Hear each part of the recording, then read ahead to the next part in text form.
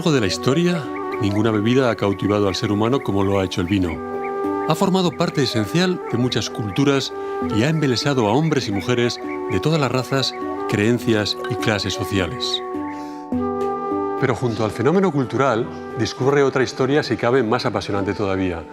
La de cómo el vino se ha ido sirviendo de la ciencia para alcanzar cotas de perfección cada vez mayores. Es una historia de hallazgos a veces puramente casuales, otras veces largamente esperados, pero que han ido a lo largo de los siglos mejorando esta bebida que sin duda ha hecho la vida más agradable. Todo comenzó en Mesopotamia, entre el Tigris y el Éufrates.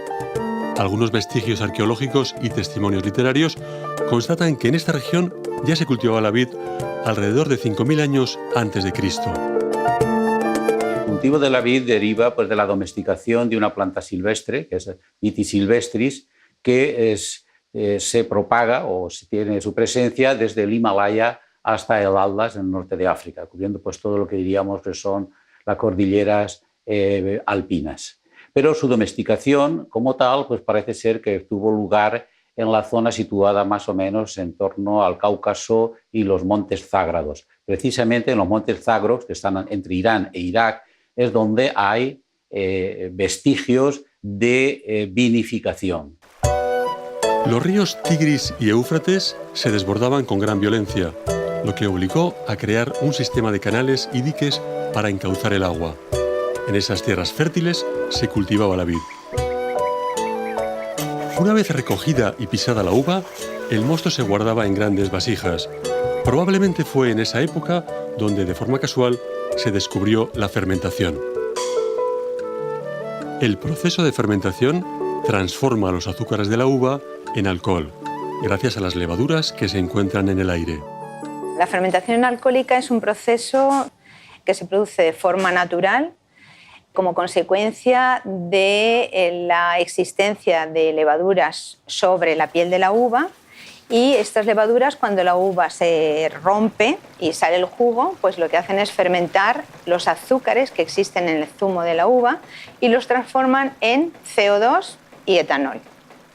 Por eso el mosto, cuando está en fermentación, parece como que esté hirviendo, y es el desprendimiento de este CO2 el causante de esa sensación de hervor que tiene el vino. La gran capacidad de adaptación de la vid hizo posible su expansión por Europa occidental, siguiendo las rutas comerciales. El cultivo de la vid y la producción de vino se extienden por todo el mundo conocido. Sabemos que en el siglo IV a.C. se producía y consumía vino en este asentamiento íbero. La práctica de la viticultura está bien atestiguada en la época de los íberos por las evidencias arqueológicas que se encuentran en diferentes ámbitos de la producción y del consumo. Esta práctica sabemos que, según las zonas, estaba destinada a un consumo restringido, familiar, pero en otras había una ampliación de la producción y estaban produciendo vino con un objetivo de destinarlo a comercialización. Las evidencias arqueológicas, las evidencias materiales de la viticultura son de varios tipos. Por un lado, la propia evidencia de la planta. Tenemos restos de semillas carbonizadas o restos de viñas carbonizadas. Junto a la evidencia de la planta tenemos también la evidencia de las herramientas de vendimia o las herramientas de cultivo, que también se constatan, fundamentalmente de hierro. Se conservan herramientas de este tipo desde hace unos 2.500 años. Por otro lado, hay evidencias muy claras de las estructuras de transformación. Lo que llamamos lagares se han constatado en varios yacimientos desde el siglo VIII a.C. en adelante. Y finalmente las evidencias de su consumo. Una vajilla destinada a toda una parafernalia de consumo especial, servicio de bebidas. Entonces hay un conjunto de evidencias que nos indican que las poblaciones de la antigüedad en el Mediterráneo tenían una atención especial por el uso del vino. En el Imperio Romano, el vino se consideraba una necesidad vital, por lo que todos lo tomaban, desde aristócratas hasta esclavos. Por eso se cultiva la vid y se produce vino en todas las regiones del imperio. Se calcula que en el siglo II a.C., cada persona, hombre, mujer o niño, consumía más o menos medio litro de vino al día. El naturalista Plinio el Viejo escribió la enciclopedia Naturalis Historia, que consta de 37 tomos.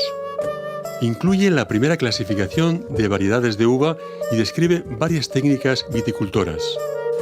Plinio consideraba que el lugar donde se produce influye más que el tipo de uva en la calidad del vino.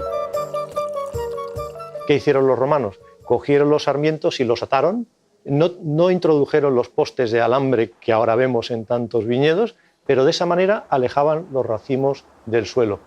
Lo fundamental es llegar a ver cómo a partir de las diferentes variedades se puede sacar el máximo, y el máximo comienza siempre con un buen estado sanitario.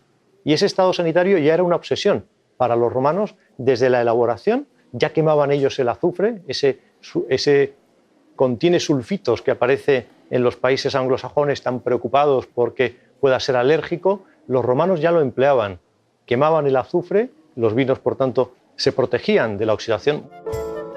Plinio el Viejo es el autor de una de las frases más famosas sobre el vino, in vino veritas, es decir, hay verdad en el vino. Plinio se refería a que, cuando bebemos vino, la desinhibición que produce el alcohol puede hacernos revelar verdades que no somos capaces de expresar cuando dominamos nuestra consciencia. Según el historiador romano Tácito, los pueblos germánicos aconsejaban beber alcohol a sus políticos para impedir que estos mintieran en los consejos. Hoy se sabe que cuando consumimos alcohol se altera la forma en que normalmente operan algunas áreas del cerebro. Uno de sus efectos es deprimir el funcionamiento del córtex frontal, lo que produce desinhibición. Siendo ya el comercio del vino una importante actividad comercial, el transporte en las frágiles vasijas de barro se demostró poco eficaz. Y al parecer fue en la Galia donde comenzaron a utilizarse barricas de madera, imitando lo que hacían ya los vecinos del norte para transportar y almacenar la cerveza.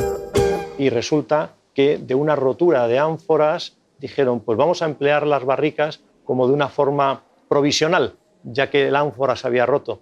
Y luego, a base de continuar el transporte en las barricas, de repente comienza a guardarse el vino en las barricas y se descubre que le aporta grandes cosas al vino. La barrica de madera aportó mucho a los vinos, gracias a la microoxigenación, un proceso que cambia la estructura de los taninos. Los taninos son sustancias que proceden sobre todo de la piel de la uva, los raspones del racimo y también de la madera de la barrica. Son los que confieren al vino un cierto sabor áspero y astringente. Cuando el vino entra en contacto con la madera de la barrica, comienza un proceso de microoxigenación en el que se produce una transferencia de oxígeno desde el exterior, con lo que se facilita que el vino mejore su calidad al envejecer. Roma nos dejó un legado que resulta fundamental para entender el mundo moderno, y la cultura del vino es parte importante de ese legado. En siglos posteriores, el vino será considerado como un alimento imprescindible para todos. Pero esa es otra historia que conoceremos en el próximo capítulo.